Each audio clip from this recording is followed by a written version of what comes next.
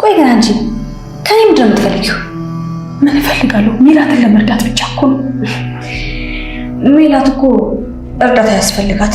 ለብቻ ራሱ በጣም ሴጣን ናት። ስርዓት መያዝ ይኖርብሻል። በክብር አውሪኝ፣ አክስትሽ እኮ ነኝ። ስለምን አክብሮት ነው የምታወሪው? አንቺም ስትረጂ ነው የምረዳሽ። መከባበር ይሄ ነው። ስለዚህ አንቺ ጋር ነገር ሰጥቶ መቀበል ነው ማለት ነው? አዎ እንደዛ ነው። አስሬ አክስትሽ አትበይኝ። ቆይ ምን ለማለት እየሞከርሽ ነው? አዎ ምንም አይነት የስጋ ዝምድና የሌለን ሰዎች ነን። ምን ሜላት? እኔ ስጠቀምብሽ እኮ አንቺም እየተጠቀምሽ እንደሆነ አውቃለሁ። ደነዝ ነው መስልሽ አክስቴ ሮማን። አንቺ ምን የማላውቀው ይሄን የምትፈልጊው ነገር አለ? ባይኔ በብረቱ ልትሳሳሙ ስትሉ ያየዋችሁ። ምንም የለንም አልኩሽ እኮ።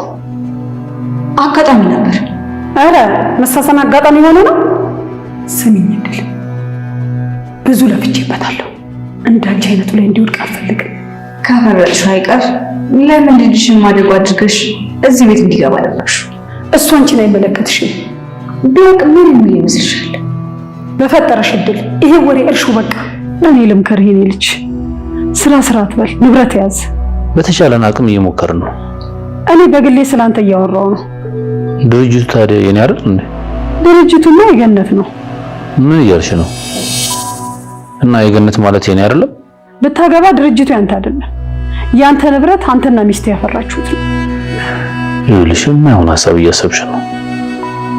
ለምሳሌ ልንገርህ፣ እናትም በህይወት አገኛት። እሷ ችግረኛ ብትሆንና ልትረዳት ብትፈልግ ገንሽ የምትል ይመስላል እኮ። እኔ ቢኒያም ነኝ ጥላኝ የሄደችኝን ሴት ምረዳው? ምን እያደረግሽ ነው? ምን አደረኩ? ቆይ ለምን የሰጠቱን ውሃ ለምንድን ነው የምታስገቢው? ንጹህ ውሃ ልሰጠው ብዬ እኮ ነው። ቆሻሻ ነው እንዴ? ቆይ ምን አለው?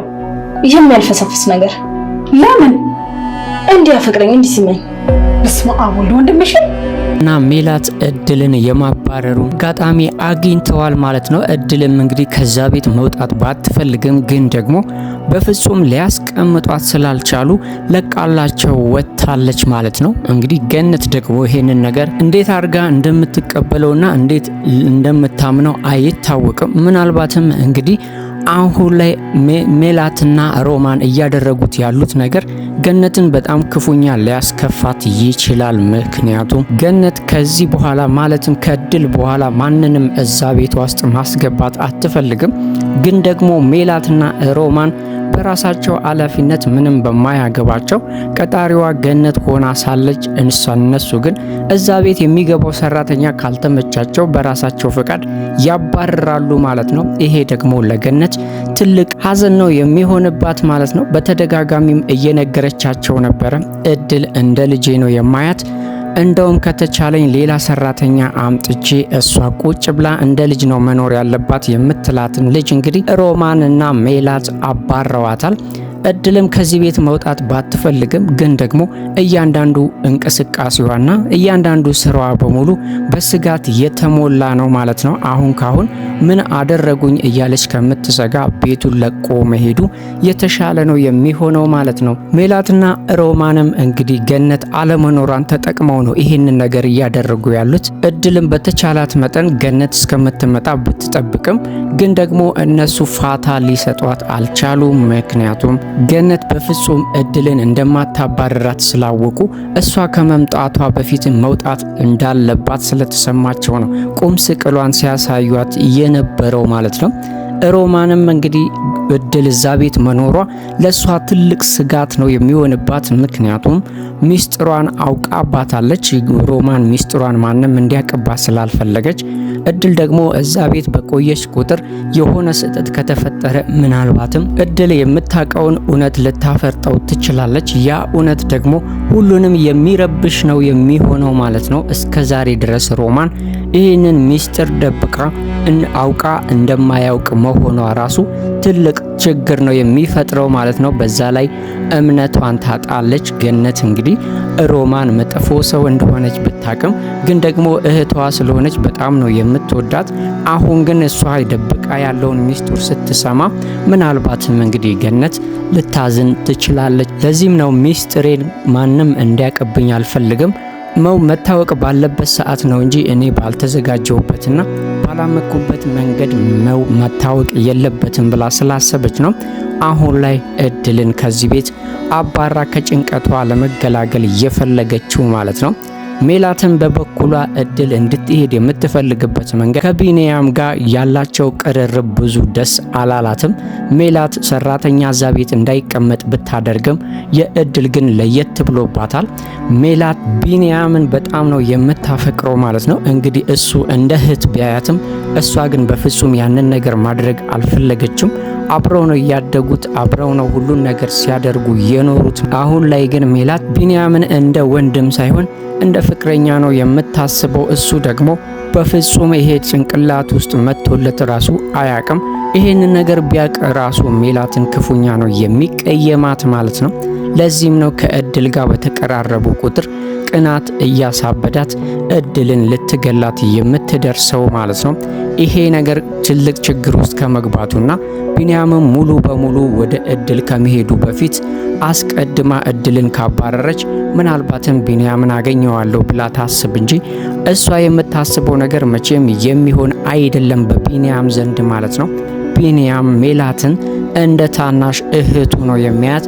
ይህንን ነገር ደግሞ በተለያዩ ነገሮች ሊያሳያት ሞክሯል ማለት ነው። ስትነካውም ሆነ ስትስመው ራሱ እንደ እህት ሁኚ እያለ ብዙ ጊዜ ይነግራታል። እሷ ግን በፍጹም ይሄንን ነገር መረዳት አልፈለገችም ማለት ነው።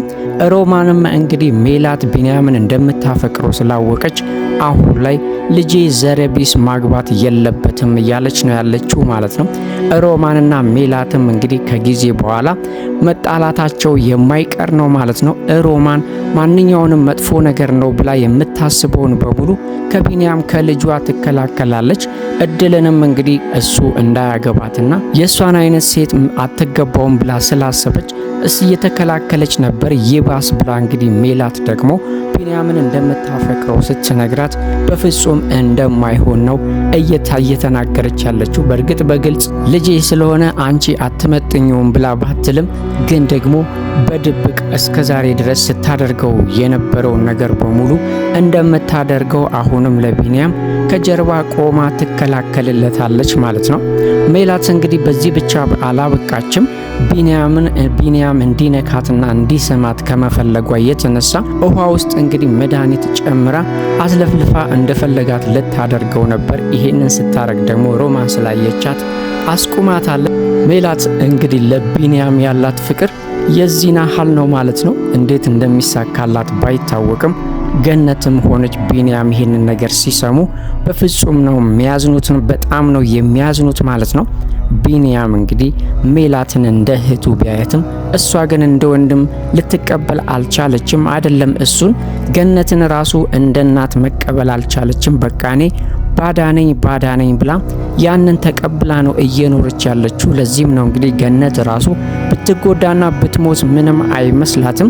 ለሷ የከፈለችላት መስዋዕትና እንደ እናት ተንከባክባ ያሳደገቻት ነገር በሙሉ ከልቧ ውስጥ አልቀረም ማለት ነው። እኔ ባዳ ነኝ የሚለውን ነገር ብቻ ጭንቅላቷ ውስጥ አስቀምጣ አሁን ላይ ስለማንም ግድ የላትም ማለት ነው። ገነት ብትሞት እያለች ራሱ እየተመኘች ነበረ ማለት ነው። ሮማንም እድል ያልሰራችበትን ብር ሁሉ ጨምራ ሰጥታ ለማስወጣት እየሞከረች ነው። ከዛ ቤት ቶሎ ካልወጣች ገነት ከመጣች እድልን ልታስወጣት እንደማትችል ስለገባት ነበረ በተደጋጋሚ እየጨቀጨቀቻት እንድትወጣ ያደረገቻት ማለት ነው። ሜላት አንድ ያልገባት ነገር አለ። ሮማን ከጀርባዋ አንድ ነገር እንዳለ ተገልጾላታል። ግን ደግሞ ያንን ነገር እስከምታቅ ድረስ የግድ ከሮማን ጋር መቆየት እንዳለባት ነው የተሰማት። ግን ደግሞ ሮማንንም ቢሆን ምን አክስቴም አይደለሽም ምንም አይደለሽም ብላ ባዳነቷን ነግራታለች ማለት ነው። ሮማን ከሜላት ጎን የቆመች ትምሰል እንጂ የራሷ አላማና እቅድ እንዳላት ግልጽ ነው ማለት ነው። ሁሉንም ሰው ከቢኒያም አርቆ ቢኒያምን የተሻለ ቦታ ማድረስና የበለጠ ሀብታም እንዲሆን ነው ፍላጎቷ። ቢኒያም አሁን ላይ ገነት እንደ ልጇ ስለምታየው ሁሉም ነገር የሱ እንደሆነ ነው ገነት የምታስበው። ሮማን ግን እንደዛ አይደለም። አሁን ላይ ነው ንብረት መያዝ ያለብክ እያለች አይምሮው ራሱ መጥፎ ነገር እንዲያስብ እየመከረችው ነው ያለችው። ምንጊዜም ቢሆን ቢኒያም እንግዲህ ሮማንን እንዳክስት ቢያያትም ግን ደግሞ አስተሳሰቧና የምታደርገው ነገር በሙሉ አይመቸውም። በጥቅም ላይ የተመሰረተ ምክር ነው ሁሌ የምትመክረው። እሱ ግን አሁን እየሰራ ያለው ስራ በቂ ነው። በዛ ላይ ደግሞ ገነት እናቱ ስለሆነች ድርጅቱም ሆነ የገነት ነገር በሙሉ የሱ እንደሆነ ነው የሚሰማው ማለት ነው። እሷ ግን ድንገተኛ ጥያቄም ጠይቃ አስደንግጠዋለች። እናት አንተ እኮ እናትህን ልታገኝ ትችላለህ፣ እናትህ ብትመጣ ምን ታደርጋለህ ብላም አስደንጋጭ ጥያቄ ጠይቀው ነበር። እሱ ግን የመለሰላት መልስ ሮማንን ቅስሟን የሚሰብር ሆኗል። ምክንያቱም የኔ እናት ገነት ብቻ ነች፣ ሜዳ ላይ ጥላኝ የሄደች እናቴ ብትመጣ ራሱ ግድ የለኝም እንድትመጣም አልፈልግም ብሎ መልስ ሰጥቷታል። እሷ ግን የሱን የልብ ትርታ ለማዳመጥና ምናልባትም ልጄ ነህ ብዬ ብለው ምን ሊሰማው ምንድነው የሚመልስልኝ ምላሽ ብላ ያንን ነበር ማወቅ የፈለገችው። የሰጣት መልስ ግን ተስፋ የሚያስቆርጥ ነው ማለት ነው።